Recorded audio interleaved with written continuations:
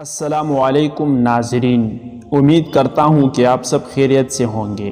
میں ہوں بلال احمد اور آپ دیکھ رہے ہیں بلال وائس چینل۔ ناظرین، حضرت عمر رضی اللہ تعالی عنہ نے کبھی کوئی خواہش نہیں کی۔ ایک دن مچھلی کھانے کو دل چاہا تو اپنے غلام یرفع سے اظہار فرمایا۔ یرفع آپ کا بڑا وفادار غلام تھا۔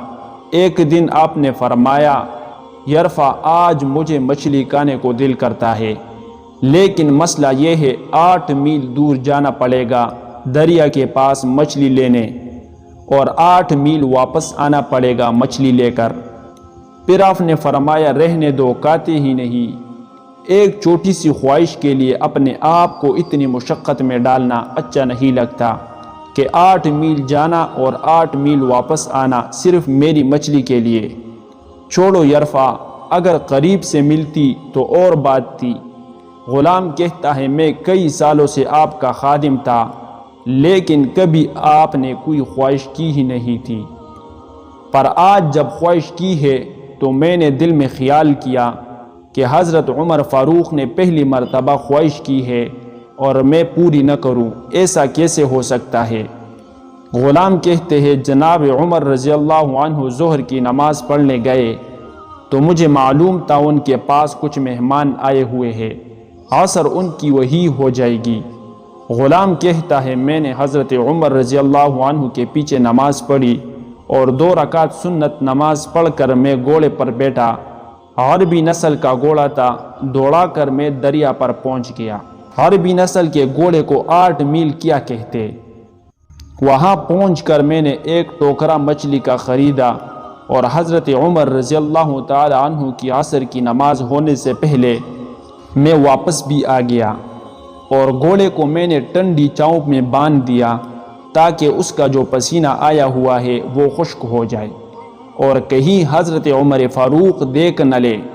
غلام کہتا ہے کہ گھوڑے کا پسینہ تو خشک ہو گیا، پر پسینے کی وجہ سے گرد و غبار گھوڑے پر جم گیا تھا جو واضح نظر آ رہا تھا کہ گھوڑا کہیں سفر پہ گیا تھا۔ پھر میں نے سوچا کہ حضرت عمر فاروق دیکھ نہ لے، پھر میں جلدی سے گھوڑے کو کنویں پر لے گیا اور اسے جلدی سے غسل کرایا اور اسے لا کر چاؤں میں باندھ دیا۔ جب ہماری خواہشات ہوتی ہے تو کیا حال ہوتا ہے، لیکن یہ خواہش پوری کر کے ڈر رہے ہیں کیونکہ ضمیر زندہ ہے۔ فرماتے ہیں، جب عصر کی نماز پڑھ کر حضرت عمر فاروق آئے، میں نے بھی نماز ان کے پیچھے پڑھی تھی۔ گھر آئے تو میں نے کہا، حضور، اللہ نے آپ کی خواہش پوری کر دی ہے، مچھلی کا بندوبست ہو گیا ہے اور بس تھوڑی دیر میں مچھلی پکا کے پیش کرتا ہوں۔ کہتا ہے، میں نے یہ لفظ کہے تو جناب عمر فاروق اٹھے اور گھوڑے کے پاس چلے گئے، گھوڑے کی پشت پہ ہاتھ پھیرا، اس کی ٹانگوں پہ ہاتھ پھیرا اور پھر اس کے کانوں کے پاس گئے اور گھوڑے کا پھر ایک کان اٹھایا اور کہنے لگے، یرفع، تو نے سارا گھوڑا تو دھو دیا، لیکن کانوں کے پیچھے سے پسینہ صاف کرنا تجھے یاد ہی نہیں رہا اور یہاں تو پانی ڈالنا بھول گیا۔ حضرت عمر رضی اللہ عنہ گھٹنوں کے بل زمین پر بیٹھ گئے اور کہنے لگے، او یار یرفع، ادھر آ، تیری وفا میں مجھے کوئی شک نہیں ہے اور میں کوئی زیادہ نیک آدمی بھی نہیں ہوں، کوئی پرہیزگار بھی نہیں ہوں، میں تو دعائیں مانگتا ہوں، اے اللہ میری نیکیاں اور برائیاں برابر کر کے مجھے معاف فرما دے۔ میں نے کوئی زیادہ تقوی اختیار نہیں کیا۔